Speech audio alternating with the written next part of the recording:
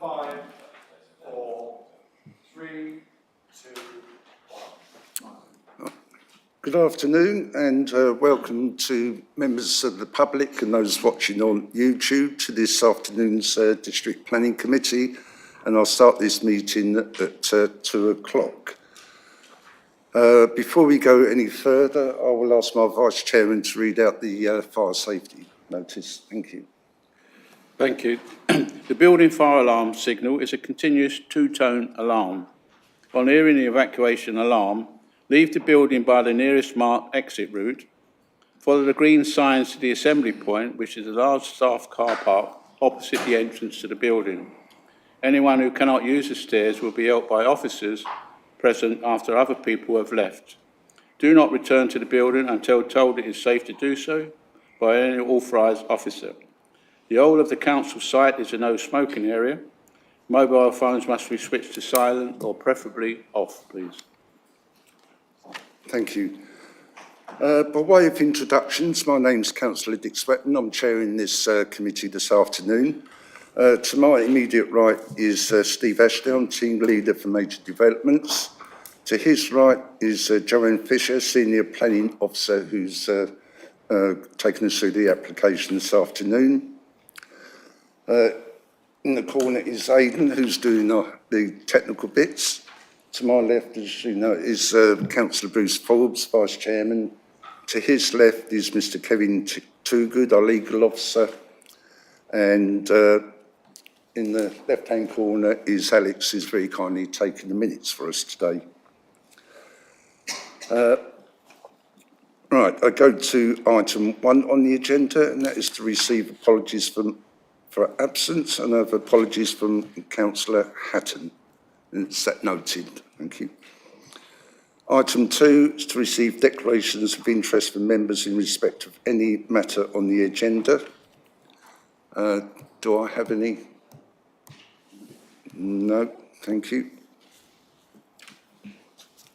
Item 3 on the agenda is to confirm the minutes of the previous meeting of the District Planning Committee held on the 19th of January 2023. Do I have any? I'll see. Can we agree that using your touchpads, please? Thank you.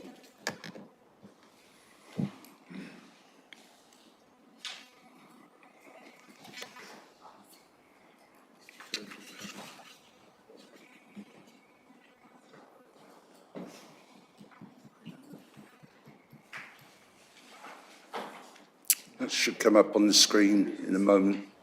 There's actually 2 missing.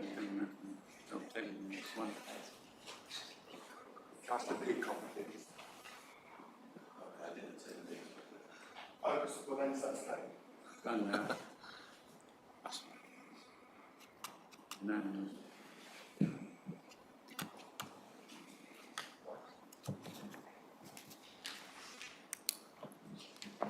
Can you read those? Thank you, Chair. I can confirm that that vote is unanimous. Thank you very much. Item 4 on the agenda is to consider any items that the Chairman agrees to take as urgent business. I have none. We go to item 5, which is the application for today, DM/22/2218, and that's Maxwellian House, 41 to 43 Boltrow Road, Haywards Heath.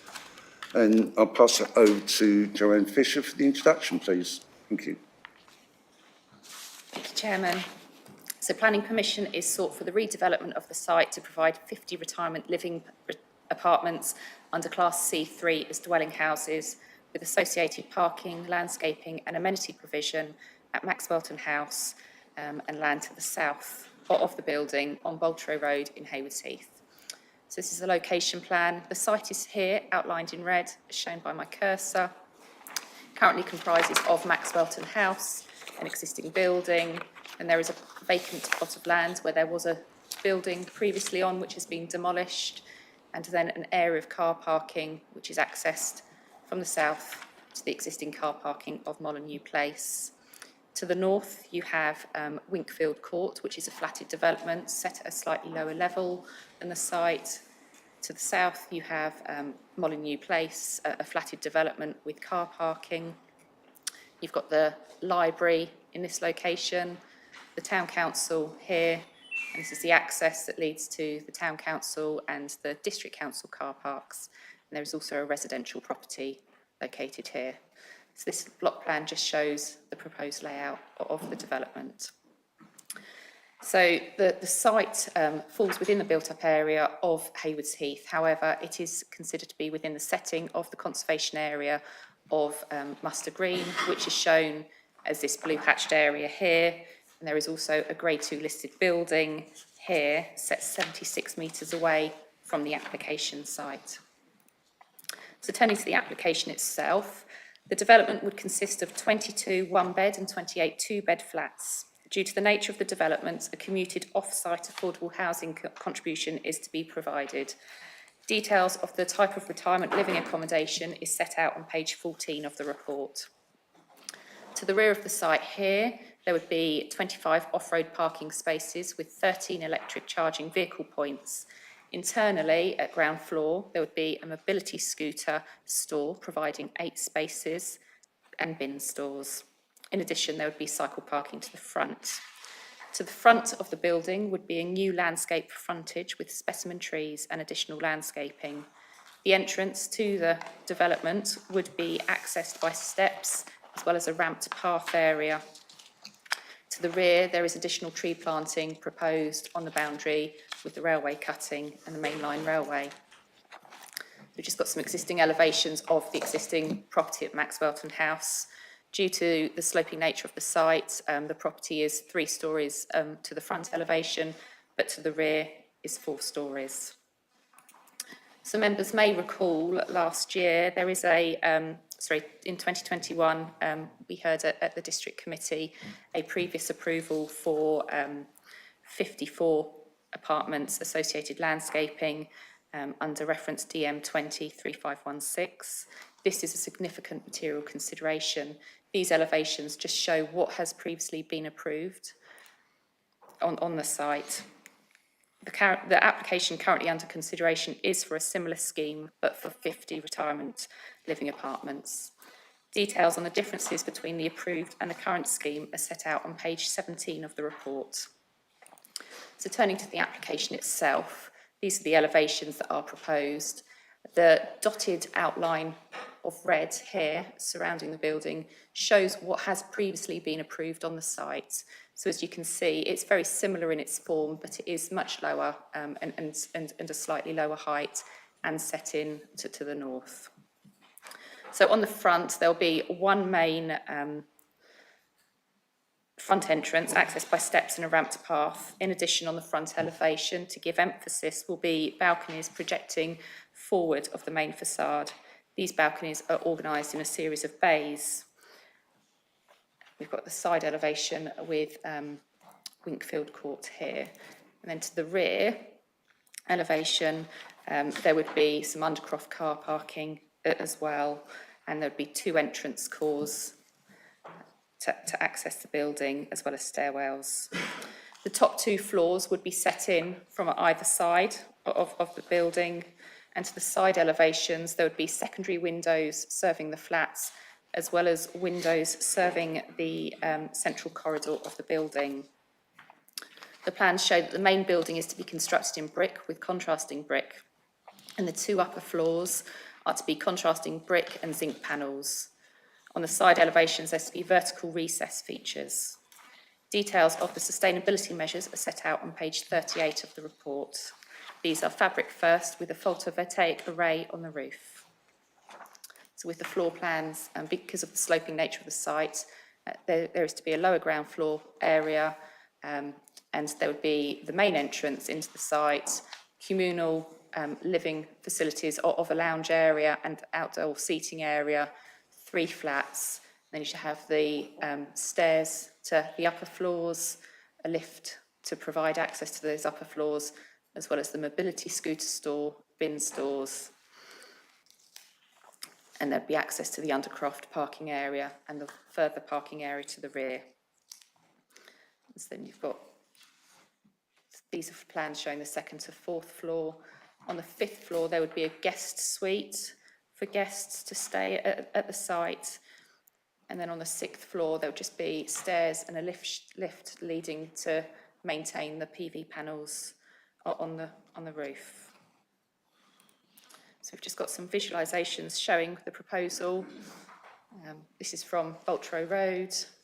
And then we've also got this one that shows that the building in context with Molyneux Place and also Winkfield Court, where you can see the road sloping down. Just some photos of the existing site. So we have got Maxwelton House, relationship between Maxwelton House and Winkfield Court. These are from the rear of Maxwelton House, where there is an existing large area of hard standing. This is taken from the car parking area and looking back to Maxwelton House itself. This is a view down Boltrow Road, looking back up Boltrow Road as well. So turning to the main issues, the principle is set out on page 21 of the report. The site already has permission for the demolition of the existing office building and the provision of 54 apartments. This is a significant material consideration. As a proposed development is within the built-up area of Haywards Heath, the principle of additional windfill housing is acceptable under policy DP6 of the district plan and policy H8 of the neighbourhood plan. In terms of design, this is set out from page 22 of the report. The Mid-Sussex Design Guide supports site optimisation within principles DG31 and DG32. The site is identified as being within a coarse-grain urban area suitable for site optimisation in the design guide. The building is significantly larger than the building it replaces and those surrounding it. However, there is clear support for increasing density in town centre locations, which can be achieved through taller development in the design guide. The principle of a larger building on this site has previously been approved, and the building currently under consideration is of a similar height and mass.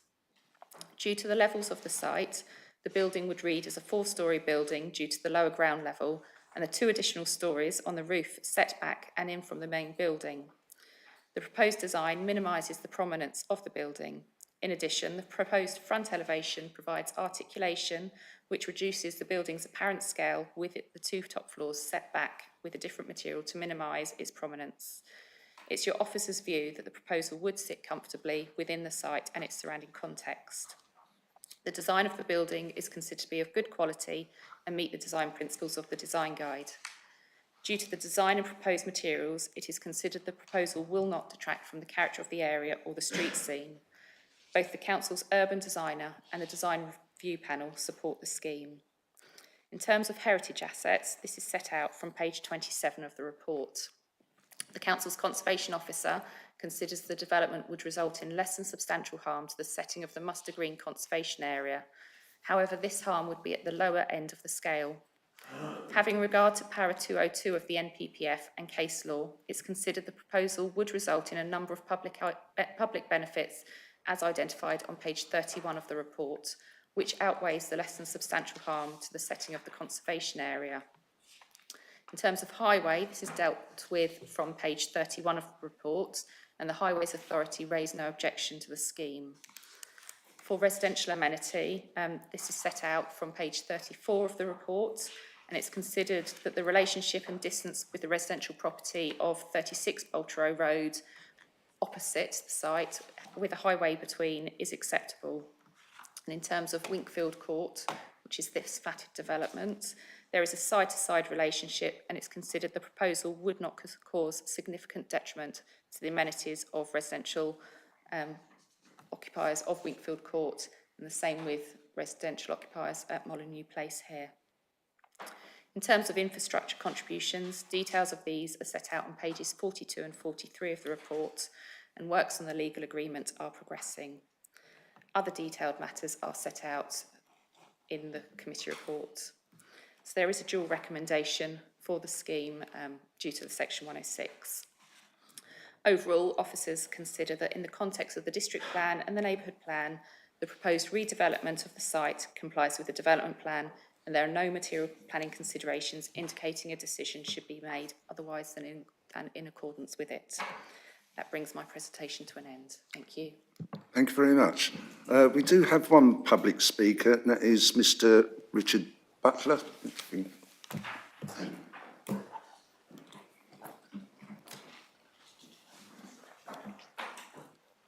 I'll just take you through our traffic light system. You do have 3 minutes to speak. The first minute will be timed by the legal officer. When the green light comes on, you will have 2 minutes. When the amber light comes on, you will have 30 seconds. When the red light comes on, I'll ask you to round up to your nearest sentence. Continue when ready. Thank you. Thank you. Good afternoon, members, and thank you for the opportunity to speak in support of the application before you. I am Richard Butler from the Planning Bureau and represent the applicant McCarthy Stone Retirement Lifestyles. McCarthy Stone provide developments exclusively of older persons accommodation and have completed over 1,300 schemes in their 45-year history. They have a proven track record for providing successful developments to meet the needs of the older members of our community and have achieved the Home Builders Federation 5-star award for the past 16 years. They operate under the Considerate Contractors Accreditation Scheme to ensure disruption from construction activity is controlled and minimised. I thank the officer for their very clear presentation of the site and the application proposals, and also for a very clear and well-written committee report that clearly works through all relevant policy and site-specific matters and presents a well-balanced consideration of the planning issues, concluding that the planning balance falls significantly in favour of approving the application and should be granted planning permission subject to the completion of the Section 106 to secure the relevant financial planning obligations. And I can confirm this matter is well advanced with the Council's legal team. The application site has been vacant and deteriorating for a number of years. A previous consent for 54 apartment open market units was granted. However, the site has since been sold to the applicant. The proposals are to remove the existing vacant building and replace it with a purpose-built, energy-efficient building, providing specialist accommodation to offer an attractive choice for older people in the area wishing to downsize. That will in turn help free up family homes currently under-occupied. The design presented to members today is of a similar but smaller scale than that consent previously granted, and the scheme has been through 2 rounds of design review panel engagement and extensive scrutiny from the Council's Urban Design Officer, and these have shaped the finer detail and material palette of the proposal building and to arrive at a high-quality design that meets all design policy requirements. In terms of heritage impact, the Council's Conservation Officer has confirmed that there is a neutral impact on the nearby listed building, the Old House, and in terms of the impact on the character of the conservation area, notes that A, any harm is less than substantial and at the lower end of this scale.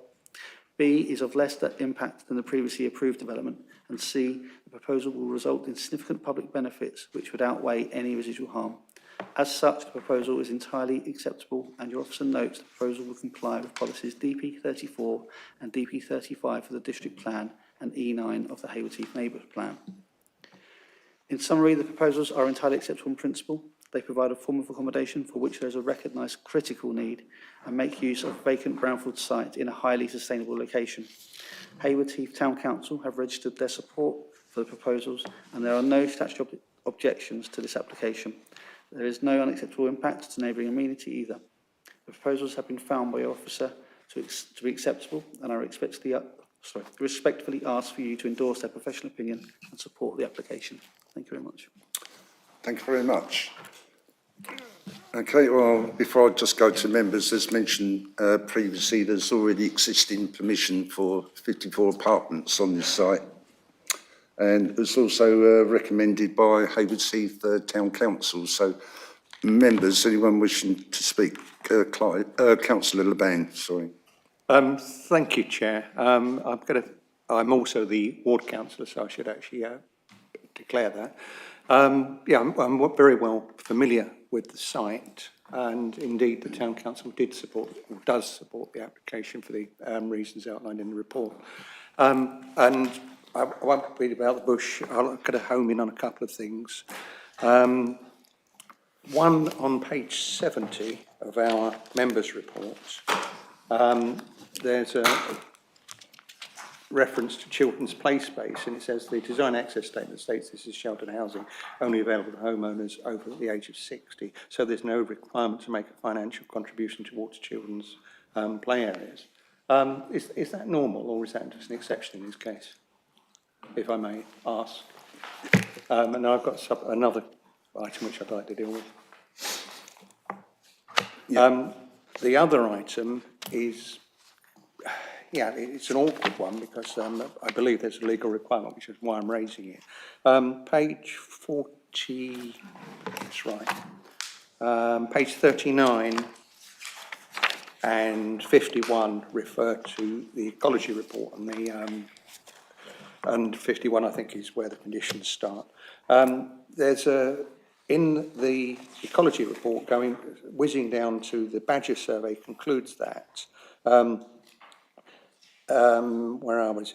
If a 30-metre buffer zone cannot be retained around the set, then a Badger licence must be obtained from Natural England in order for the works to take place. I can't see any reference to the 30-metre buffer, neither can I in the conditions see that the licence has been obtained from Natural England to actually allow the application to be determined. And I regard that as a sticking point. I would support the application, but only if there's a condition requiring there's a licence if it's required, due to the access of that buffer. Right, okay, Thank you. well, I'll pass this over to the case officer. Or, I'll just pick up a couple of points yeah, if I can. So just in terms of the play area then, in terms of the requirements will be set out in our SPD on development and infrastructure. And clearly we only seek infrastructure, be it on-site or off-site contributions, where the development generates a demand for it. And clearly in terms of the age group, in terms of the housing here, then it doesn't generate a need. So in terms of this specific use class and this type of application, it wouldn't generate a need for play space. In terms of the badger issue, that in terms of that they are a protected species and that there is a legal requirement should for the applicant to comply with, which sits outside planning, and they'd only be able to get a licence once they have a planning permission from Natural England. So they'd have to go to Natural England on the back of a planning application permission in order to get a licence, if they're required, if they need to, because they're in that 30-metre. But it wouldn't be something that we would condition because it's a requirement of other legislation for them to comply with. Councillor Marsh. I've got just two questions. Two questions. It's page 15, and it's the car parking. It says parking space with 13 electric vehicles, which I welcome. Is there any possibility we could future-proof the rest of them in line of the 2030 going into electric, if it's possible? I couldn't find it in the conditions. And the other one, which I picked up on, was this guest flat. What is it? Because normally, I know people come and visit, which is welcomed, but what's the maximum occupancy? Otherwise, you could, in theory, have an additional flat that people could actually, rent as opposed to buy, because they're going to be bought. So it's just a question of what's the maximum occupancy? Have you taken that into consideration of the guest flat? Because I do think we normally put on a time frame that they can't have it more than 28 days or something like that without vacating, and it's just a future proofing of the electric car parking. That's all. Thank you, Chairman. Yes, I wouldn't imagine someone to be staying there for 28 days in the guest room.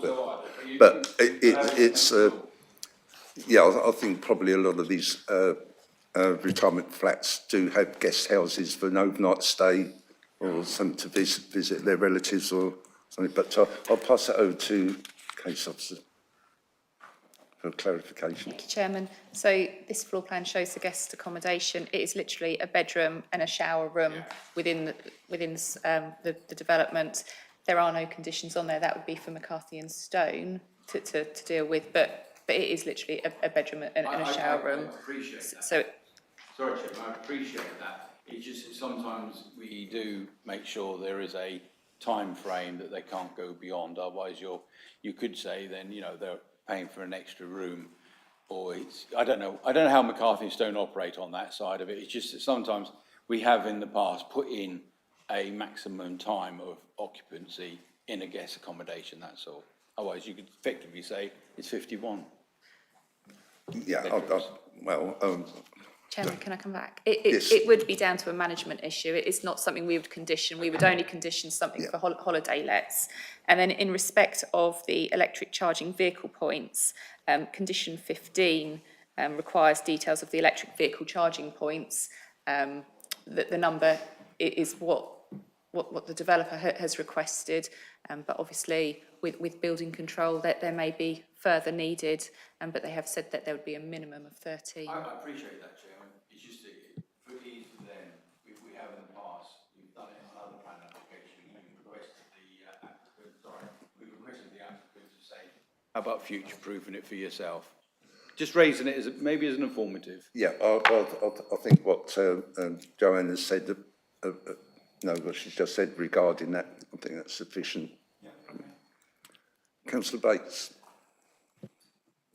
No, you don't need to. No, you turned it.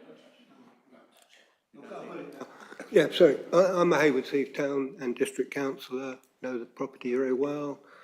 3 points. Is there any consideration for a crossing point from that building over towards the library side of the road? I find it quite incredible we're still talking about car parking at this day and age in the town centre when there is a railway not far away and buses, etc., that people do still need to have at their age. I mean, I was looking at this property and thinking I'm probably too old to actually get into one of these places now. But, you know, the need for car parking it seems extraordinary that we're agreeing to that.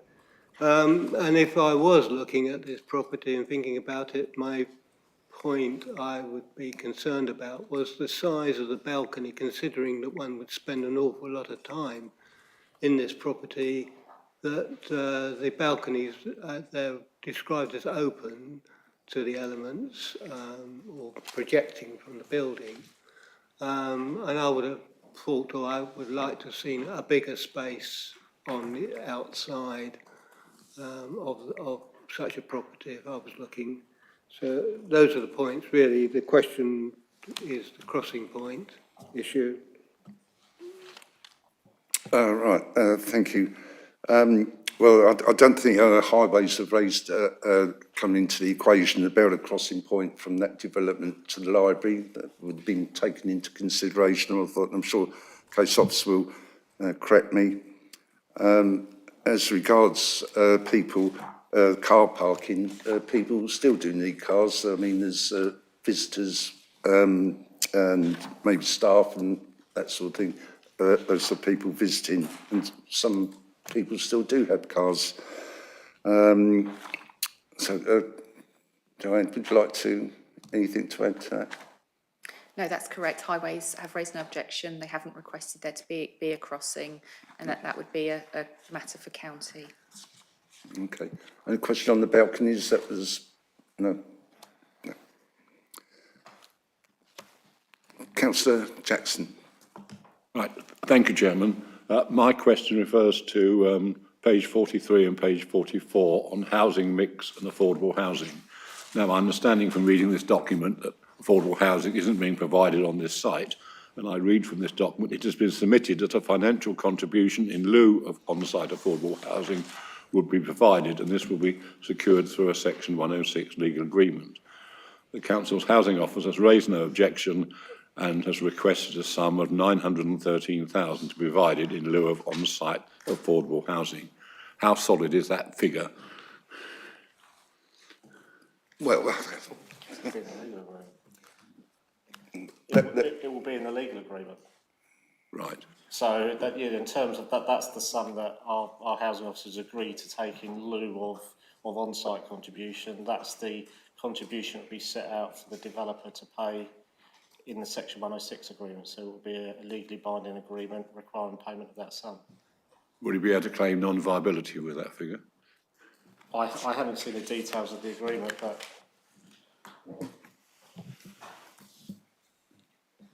They haven't set out a viability argument. They have agreed to that payment as well within the Section 106, which is currently being worked on. And I don't think there is there isn't a viability clause in there. They would have to just pay it. Okay, thank you. As always in the recommendations, it just make reference to satisfactory S106 legal agreements.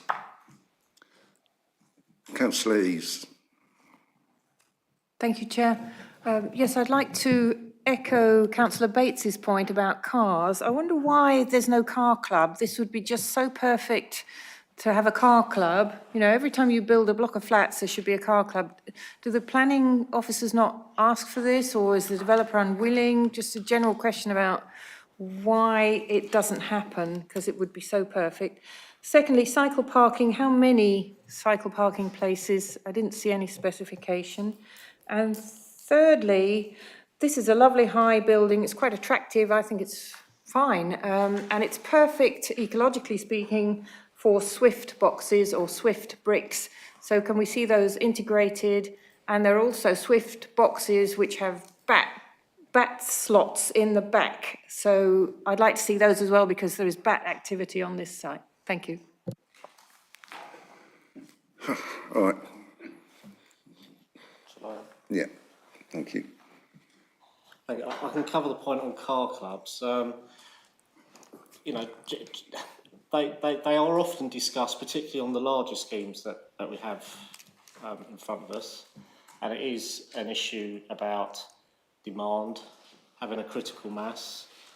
And certainly the feedback that we get from developers is that there is always concern that in an area such as Mid Sussex, when you don't have the critical mass on any single development to justify a car club, and certainly a development of this size, then it wouldn't be feasible. But it's certainly they are an issue that does come up, particularly on the larger schemes, particularly in schemes in our town centres of a large scale. We will flag that point up. It will be a point of discussion, and if it is achievable, and of course that's a discussion with West Sussex as well as the Highway Authority. If we can achieve it, then we will. But at this minute in time, certainly the developments I've dealt with, they have been discussed, but unfortunately that they haven't been able to be deliverable, and you do need them to be deliverable to make them work.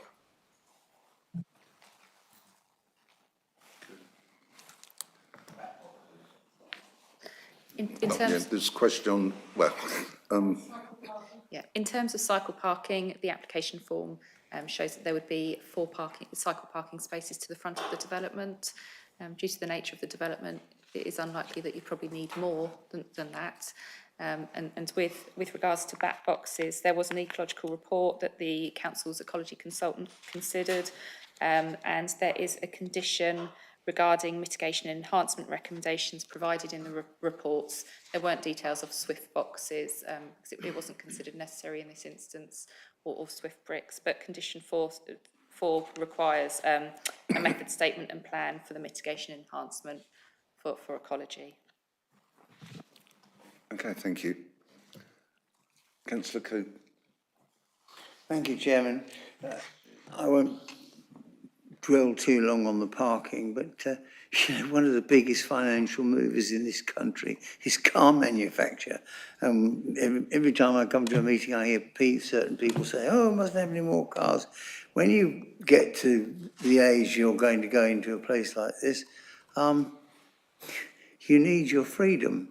Now, buses are not terribly regular, and if you're somebody of 85, 90, you don't really want to stand in the pouring rain hoping that a bus is going to come along sometime.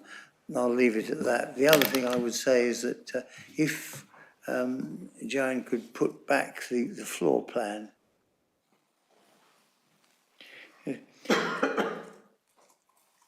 I'm not going to be rude, but it does remind me of a chicken coop. Lines and lines of people. Couldn't they have broken the corridor up a little bit? You know, it's sort of, well, you've reached a certain age, here you are, plonk you in here till you're ready to move off. I just think it lacks any sort of sensitivity. Doesn't fill me full of enthusiasm, Chairman. Can't get your mobility scooter along there. I'm sorry? Right, okay, can we have one at a time, please? Thank you. Thank you, Chairman. Appreciate your comments, Councillor Coope, but we're deciding on the application that is in front of us today, not to redesign the building. No, all right. I hear what appreciate you're your saying. concerns. I will come to Councillor Peacock as he hasn't spoken yet. Thank you, Chair. I've listened to all the comments. I think, having read the documentation, the report, looking at the new design, I think it's a big improvement personally on the extant application and approval. I think listening, considering all the information, it does comply with policies, planning law, etc.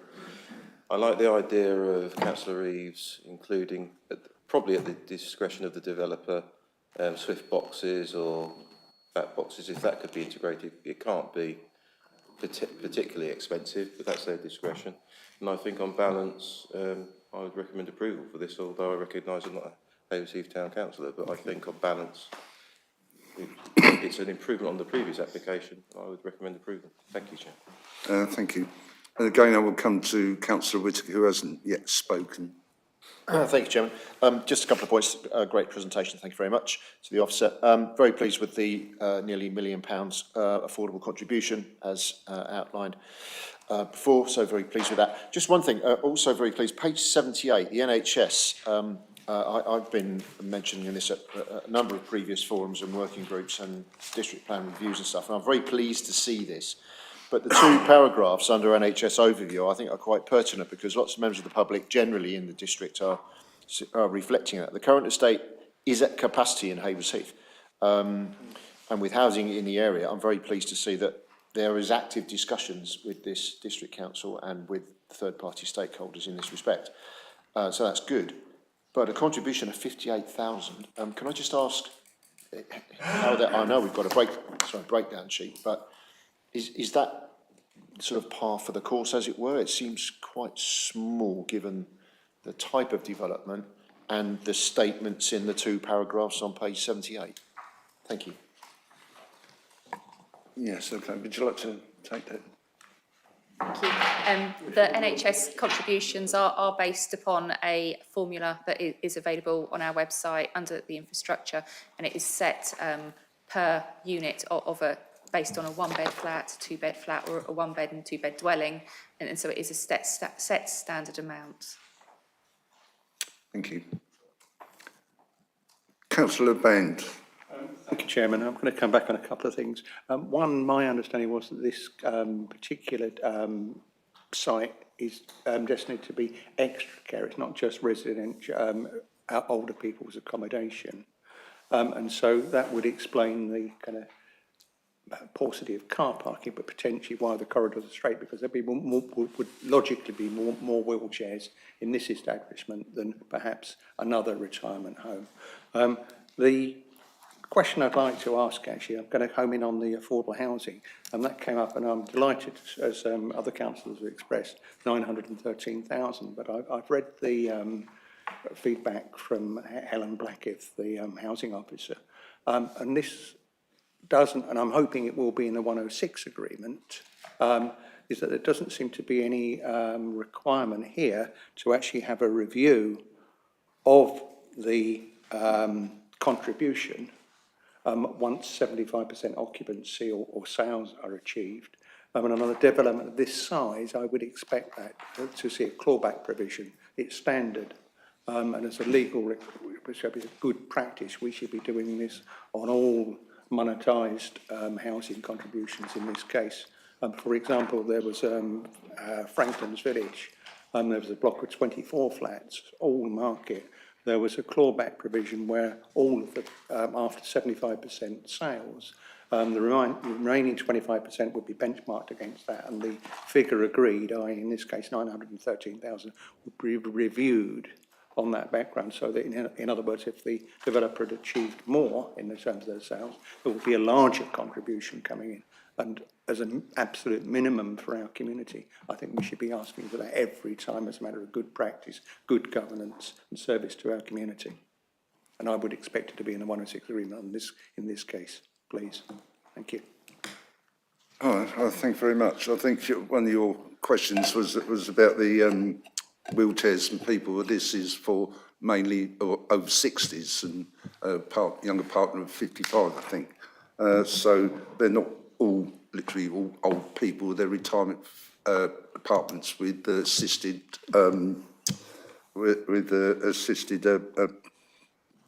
people, staff there to look after these people. But Joan, I'll come to you for the second part. Oh, Steve, I think. I'll take that. Thank you, Chairman. So in terms of a review clause, then certainly we do include review clauses, but that is only in respect of where a developer is not achieving the full range of contributions or affordable housing. So in this instance, all the contributions will be paid in full on the basis of our SPD. The affordable housing contribution, again, is based on, we've agreed in this instance that they can provide a contribution, and that 900,000 represents the full contribution. So therefore there isn't, we would not activate a review clause because there is no viability issue, where at the outset the developer is saying that they can't pay either some or all of the contributions or provide all of the affordable housing on site or off site, whatever it may be. And therefore, where full provision isn't made, we do include a review clause, which kicks in at the point that Councillor Ban mentioned, so that we can claw back any money which wasn't initially included in the viability review that took part when we were considering the termination of the application. The review clause requires a viability during the course of the application, and then at a certain point post sale, when you know how much the development has cost to build and how much it's sold for. But in this instance, everything is in accordance with our SPD, including the fact that we've agreed a contribution for the affordable housing. Therefore, a review clause is not appropriate. Thank you. Councillor Trumbull. Thank you, Chairman. My apologies, I've forgotten my glasses, so I'm flying blind this afternoon. Now, some would say, well, there's no difference there then, but let's see where we go. I did actually read the papers. I know the site, I know where it is and so on. The principle of development here is established for a building of this size. No question about that. I think we would have difficulty refusing this on that basis, and I would happily therefore second Councillor Peacock's recommendation to approve. Can I just make some observations or ask questions? First, there's been a lot of debate about parking.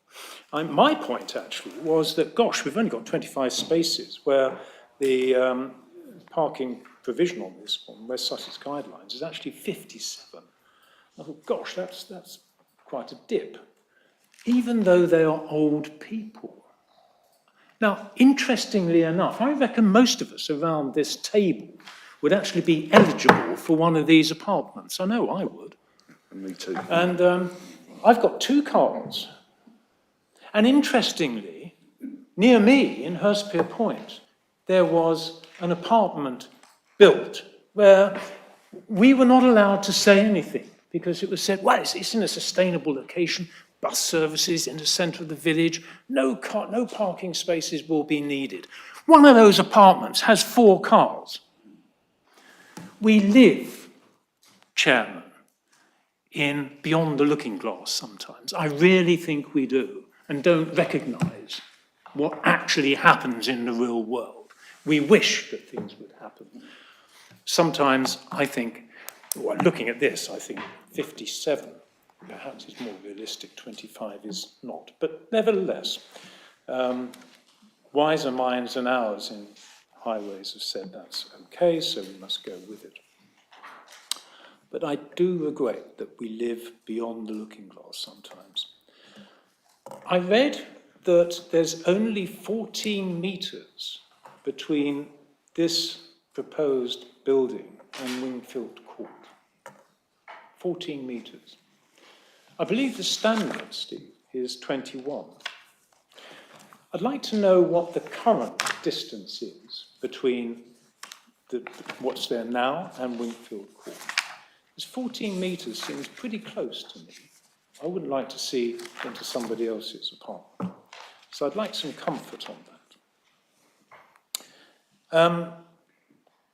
Interestingly, there's an array of PVs on top. It'd be interesting to know how much energy is projected to be provided by these PVs. Page 16 talked about you can see it there, upper levels being changed and use being changed to deal with the projected, expected changes in fire regulations. I just went through my mind, there's a bit of jiggery-pokery going on here. I'd like some comfort that there's not, just to get round those things. I think those are the key things, Chairman, but I am happy to second this application. Thank you. Thank you. There's a few questions there. I think on your question about the car parking, yes, I think you're probably quite right. You know, probably need a few more spaces, but this building is in a virtually town centre location, so you've got adequate public transport, easy distance from the walking distance to the railway station, bus routes, so that negates the need for over parking on the site. So I won't say looking glass, Chairman, but I agree with you. thank you. The other bits, can I pass over to you, Chairman? Thank you. I'm afraid I missed the final bit that Councillor Trumbull said because I was doing the measurements. It's at fire the time. regulations. Sorry. Okay, fire regulations is a separate matter for building control, and the fire officer has given comments on it anyway. And I believe they've reduced the stories, yeah, so it didn't come into fire regulations. Yeah, they've taken off previously where on the rooftop there was to be a rooftop terrace, and that has been removed so that it complies with fire regulations now, so it does satisfy it. With regards to the 14 metres, it is a side-to-side distance which is considered acceptable. The 21 metres that Councillor Trumbull referred to is actually the back-to-back distance, which is a standard distance for neighbouring amenity. So the 14 it is acceptable, and the current distance is very similar of 13 to 14 at the moment. Okay, thank you. Well, I have no other speakers. I do have approval from Councillor Peacock and seconded by Councillor Trumbull. Can we please vote on the keypad subject to recommendations on page 10 of the report? If you can vote now, please. Thank you.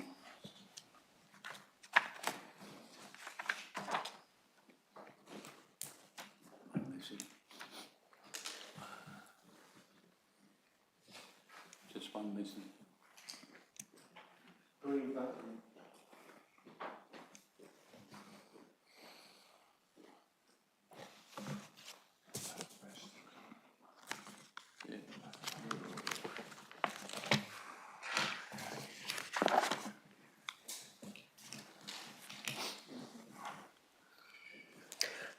That recommendation has been carried unanimously.